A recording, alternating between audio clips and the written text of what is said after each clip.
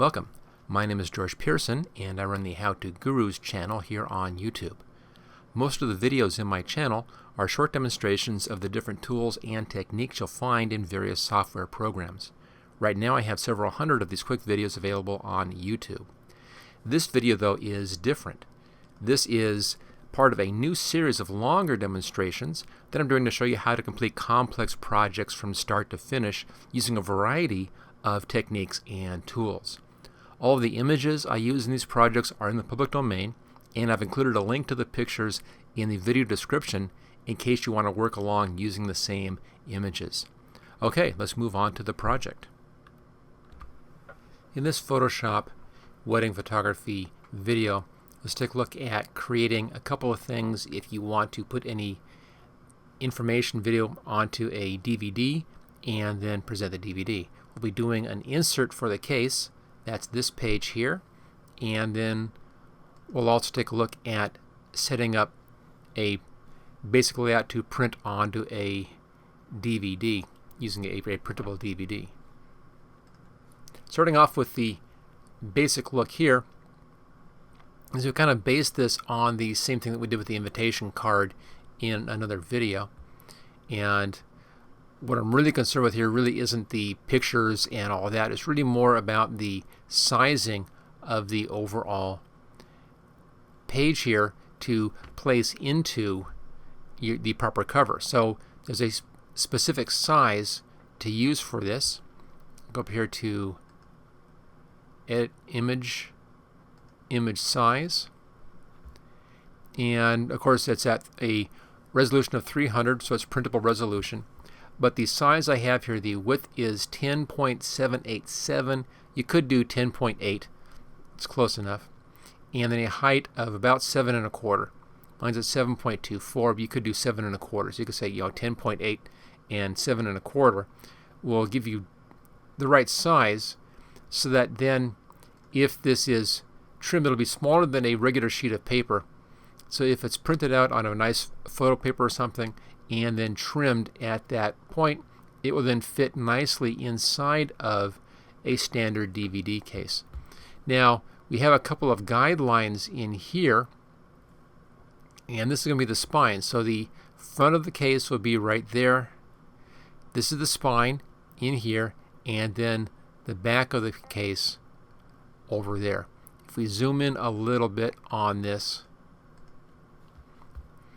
you can see our position here. It is at about 5 1/8 right there, and just about 5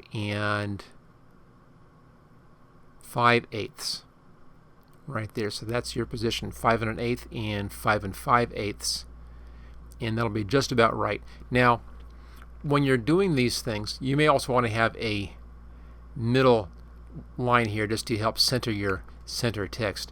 Keep in mind that when you're putting a sleeve like this inside of a standard DVD case that has that clear plastic outer sleeve position, you put this in, there's going to be a lot of leeway in there.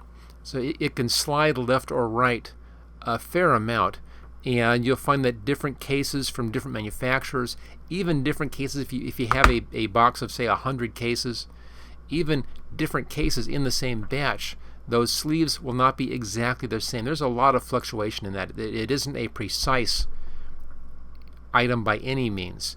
So you have to keep that in mind, that this needs to be just a little bit thinner, and that's what this design is laid out as. It's a little bit thinner than the full size for a case, and that's to allow for those variations in the cases. The consistency on cases is not as high as you would expect for something, a manufactured item like that. So because of that, just keep that in mind, there's a bit of fluctuation. So you don't want to have anything that requires being precisely at that line or precisely at that line, because there won't be any precise settings. So if you want to have, if your colors kind of fade in or out a little bit, whereas I have them here, they're just kind of centered, it'll be a lot easier to fit into the case without any real obvious effects. I recommend experimenting a little bit with this to get the feel of it. You can buy these cases real cheap at a lot of different office supply stores, Staples, Office Depot, things like that, and just get standard DVD case, and play around, see how it fits, and you can get a sense for how these things go into the cases and what kind of flexibility you have to do that. Now, as far as what we have going on in the background, I'm just going to talk you through this one. It's pretty straightforward, as you can see, nothing dramatic in here. Background color, of course. In front of that, we have a layer here which has those flowers. Now, I just wanted the values from the flowers. I didn't want to have any of the colors from the flowers, so I used a luminosity blending mode. And that gives me just the values. Basically, it converts into a black and white image and gives me just those value changes. So that's a luminosity on that, and then also the opacity was brought down, in this case down to 17%. This is kind of an eyeball thing. You just want to eyeball that, so it's just a secondary bit of texture in the background that has some flowers on it. In front of that, there is a little rose right here, kind of in behind our main picture, as you can see, and that is simply carefully masked out, just using in this case, the polygonal lasso tool, and selecting that out of a rose picture and dropping it on. And then in front of that, we have our basic photograph with a little bit of layer effects in here, inner glow and a drop shadow on that. And then on the back side, a couple of pictures in here, and just a little bit of a drop shadow on those pictures. And then, of course, we have our text, 2 pieces on the text. That's one for the front side and then one for the spine, and the spine obviously has been rotated by 90 degrees on this. So you can see here we have our DVD front right there, the spine, and the DVD back. Okay, let's go ahead now and build this. I'm going to do this on this same file just to make it a little bit easier. And let's clean things up a bit. I'll make a group up here and then just put stuff into that group.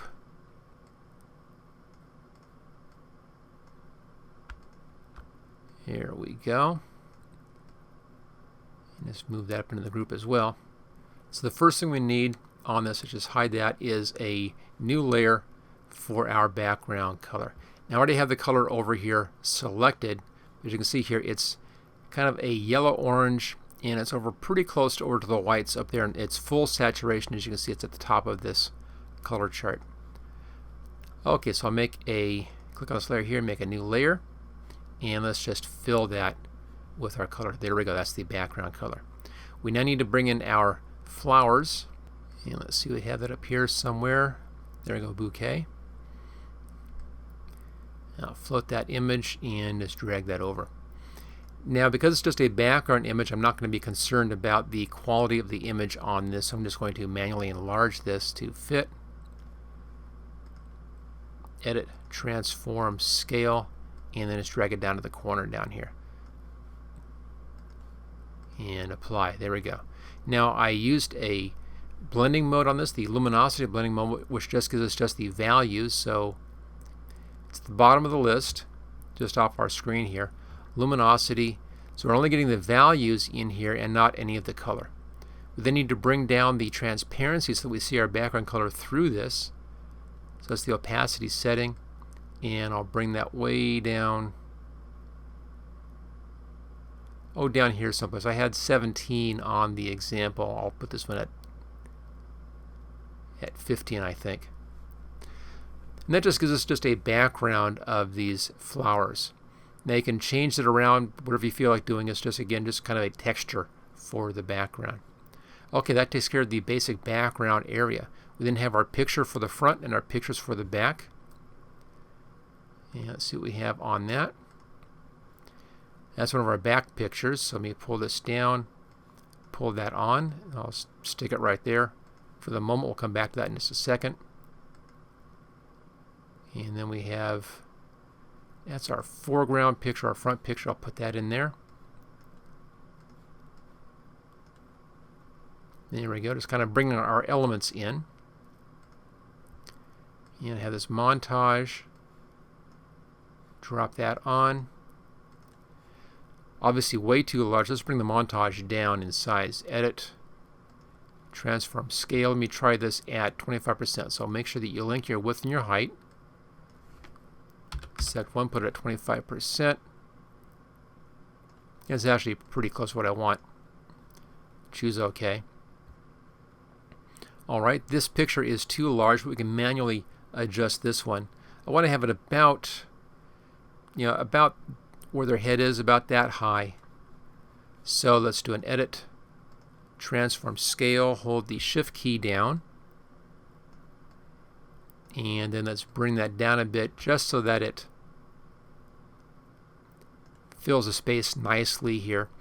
Now you can adjust this, crop in a little bit wherever you feel like doing on that picture. I'll just leave that as is. Let's just set that in place. There we go. Put our text up above here. Let's resize this back picture. That's this one. Edit, transform scale. I'm just putting just some photographs on the back here just to have something here, but you could put whatever you want on the back. And any kind of text. This is just a fast example on this. So we have this basic layout. We now want to have our text in here, our text up here, and the text for the spine. I'm going to just copy the text itself right off of this page just to save us a little bit of time here.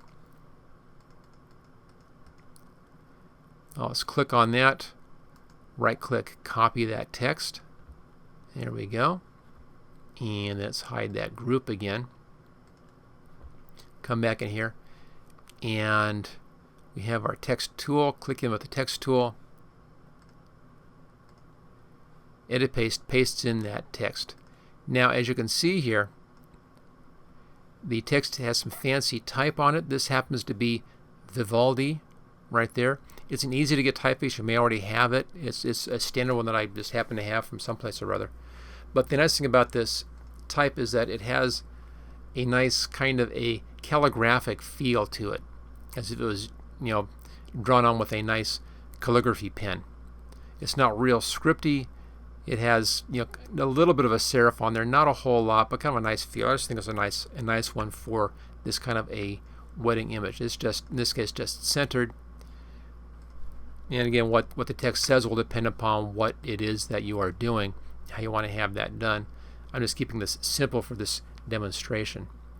Now finally, the last one we have, of course, is the text on the spine, and I can copy that right from this text.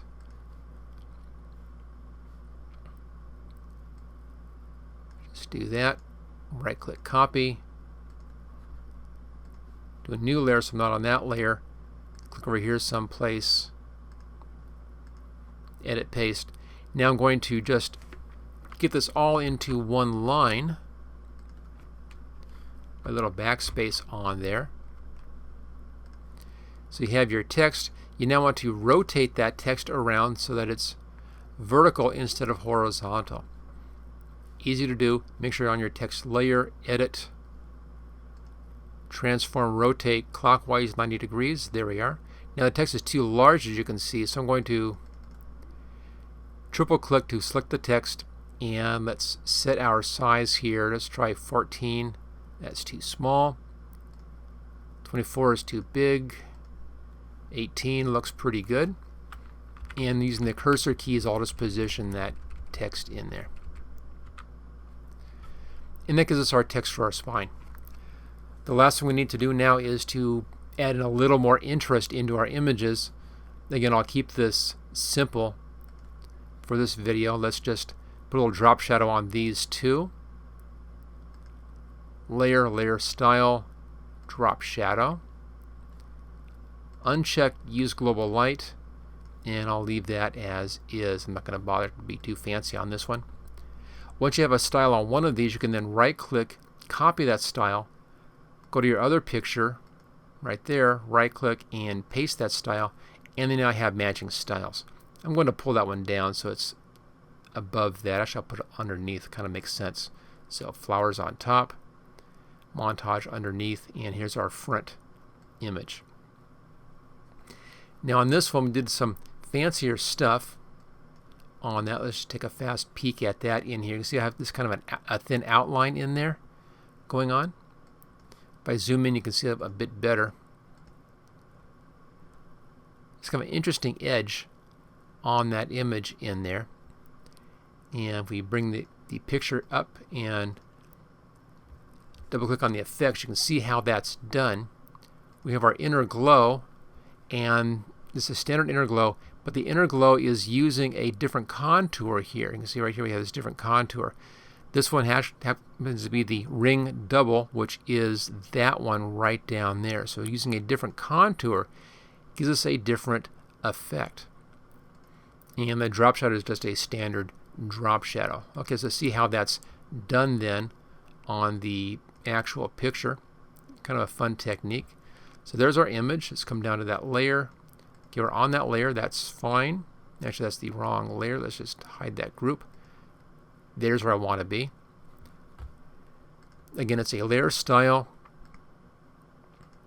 Layer style. And let's look at our inner glow. I'll leave the color as is. You can see a little bit of a glow happening in there. If I bring the size up, you can see more of that glow happening right there. Now to make that glow interesting, just change the contour. So I'll change this to this double ring, and there's that interesting double ring effect. That's how that's done. It's just by changing the contour down here on the inner glow. If you adjust the size, you can see how that gives a kind of a double ring effect on that. And if you want to get real fancy, you could come in and clip off those corners to round the corners. That I'm not going to go that crazy on this one. Give it a drop shadow, uncheck global light, and let's back out again. Okay, so pretty straightforward. As you can see, the whole trick, of course, is just getting the size correct to fit inside of the case and know where your spine is going to be on that. Now that we have this, we can move on to the next thing. Actually, oh, there's one more part I forgot to do here. That's the red rose that was in behind that photograph. Now, normally I would take the time and come in here and carefully, using one of our selection tools or other tools, carefully select out just the rose, get rid of all that background. Since this video is not about doing, selections and deletions, I'm not going to bother doing that step. But it's just, just simply just using the selection tools, whichever one you happen to like, and making selections and then cutting out so you remove the rose from the background.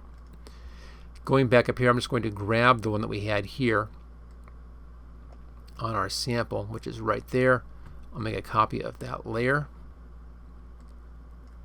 and I'll pull that copy down to our other section. There it is.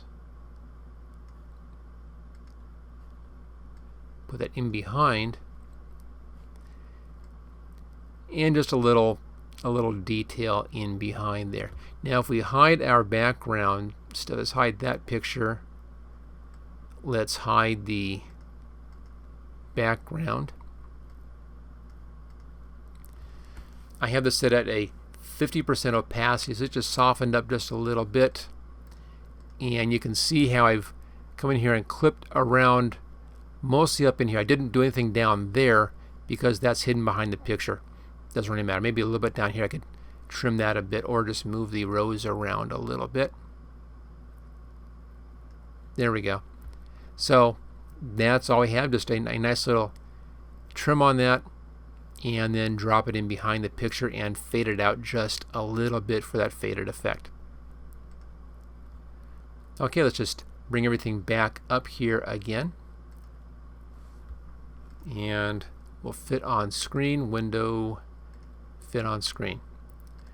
So that's a basic DVD cover. Now once you have the DVD cover, of course you want to have a disc for that as well. Now I normally do the cover first and then base the disc on the cover, because then I'll already have my text. I can just copy the text from one file to the other one, paste it in. I already have the background color, I already have the background image, and on the image here you can see that's set at opacity at 20%, just fading it out. In this case I didn't use the luminosity setting, I left some color in there. The important thing here though is the size and shape to get this circle exactly right. So you can see that over here I have a white background, you can see it in there, and then I have this circle which I drew to match the exact size of that white background. Now the size of this file is the important part of this whole part of our discussion. That's image, image size, and there we go. Again, resolution of 300, width is 4.647, height is exactly the same thing, 4.647. So that gives us the width and the height to properly fit that image onto a standard DVD. Or if you want to, 1394 pixels. Now to create this whole bit, let me just hide some of this stuff in here.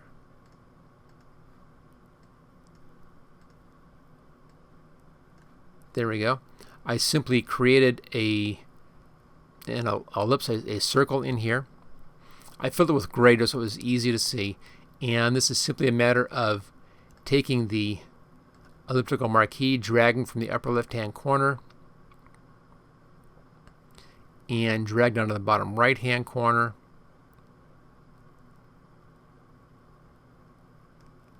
Making a selection and filling that selection with your color. That then gives you that nice basic shape. Okay, just deselect that. Now notice right here I'm using masks on all these. I'm using these masks for that, or mats rather. The white area is done just as I showed you. I created this. That gives me the shape. I can then select that using the magic wand. That gives me that selection. I can then make the mask, or the mat rather, based upon that selection. I'll just do one quickly here so you can see how that is done. I'll make a new layer right here. There's my new layer. Let's just hide this. And in here, we can make a new mask, little button right here, or layer. And we want to add in a layer mask. I want to do a hide all. Gives me the black. I can then fill this part of the mask. Make sure that you're on the mask. You can see the white outlines around that. Make sure you're on that. Make sure your foreground color is white. Paint bucket and fill. And that gives you a reveal all for that section. Now if I deselect, go over to this side, if I fill this with my color, such as this is our foreground color, fill that. Even though I'm filling the whole section, I'm only seeing the part that is inside of the white part of that layer mask. So black hides and white shows. And that's just based on that shape. So that's how I get that basic color. Did the exact same trick here. Once I have that done and I have my mask shape, I can then simply put my image on top and then apply the mask. Now to do this, to create this basic shape here, you don't have to redraw your mask each time. You actually can copy your mask from one layer to another. Let me just show you that. I'll make a new layer up here.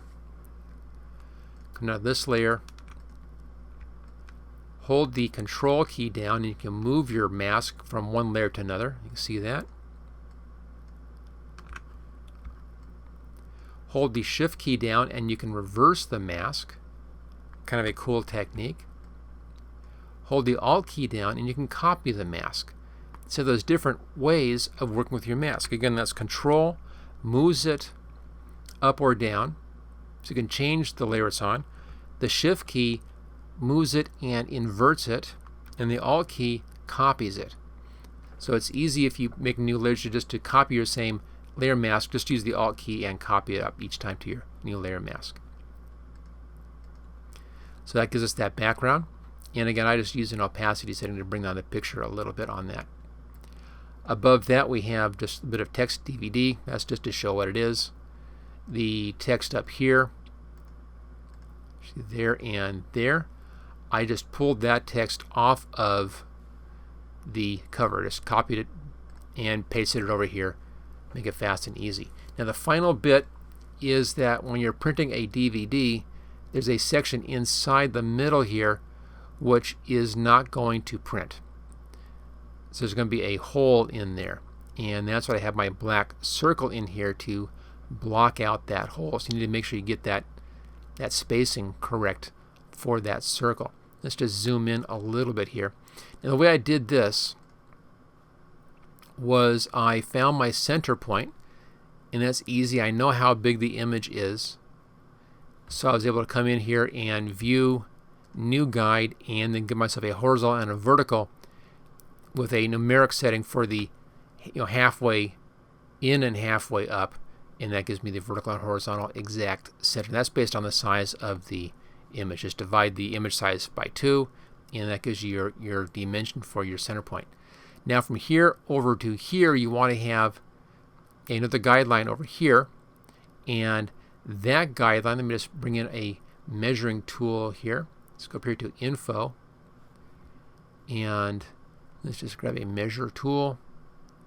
Here's our ruler. Go from the center out to that edge, and you can see over here, if we can find that, there you go, 0.75 inch right there. So that is your dimension on that. Whole thing is 1.5 inches wide, in other words. Now to do this circle, all you have to do is create your, or grab your elliptical marquee, or use your ellipse tool. And on the ellipse tool, if you're using that, you can draw that right from the center out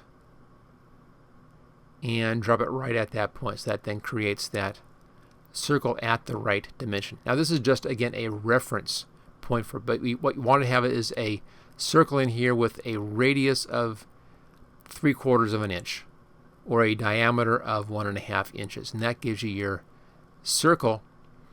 And again, all that is used for is so that you know that that area is not going to be printable. So make sure you don't have anything inside of that circle. The picture behind doesn't matter, it's just not going to print. But make sure there's no text or anything inside the circle. Leave yourself a little bit of space around that center point, and then everything will print out fine. Now when you go to print this out, make sure you hide that. You're going to be getting a big white hole in the middle there. Don't worry about that. It's just not going to print. But just in case you're a little bit off on this, you don't want to have any little black edge or anything showing on that, so just go ahead and hide that. But use that just as a reference point to stay out of that center section. And there we go. Now once you have this done, how this is used will depend upon how you are printing onto your disk. If you're using a disk printer, the printer will have its own software for doing that, and you'll save this out as a bitmap file in most cases, and then add that bitmap into that software to place it onto the disk. If you're printing onto printable sheets where you have the stickers that you stick onto the disks, you'll have to decide how to place those. You have to do a new layout depending upon the size and position of those on that page. There's lots of different small variations on that. Those normally print 2 copies on one sheet, so you'd want to have what I would normally do is I would just save this out as a bitmap and then copy that bitmap twice onto my new layout for those printed sheets and do it that way. Just make sure those align properly. And those will usually come with the dimensions. I'll list the dimensions on the back of the package or in an insert on how to set up your file to get those dimensions properly. Or you'll just have to do it the hard way, which is measure one of the sheets to get the positions right. But the big trick here, the 2 big tricks really on doing the disk, one is simply to do a mask. That saves you the trouble, so you can visualize. You don't have to do the mask. There's no requirement to have the mask. You can have color clarity if you want to. It's just not going to print. So I always do the mask so I can just visualize. And the other one is to make sure that you stay away from that center section in there, because that's not going to print as well. So there we go. That is laying out the disk. So when you have the combination, then you then have your basic insert for your cover and a nice printable label to go onto your DVD disc. Thank you for watching this special Photoshop photography project video. Don't forget to subscribe so that you will get first notice of new project videos in the future. Just click on this link right here where it says subscribe here. You can get all 12 project videos in this series along with 26 special videos demonstrating the tools and techniques that I used in these projects by clicking on this link right down here. And then thank you again for watching this training video.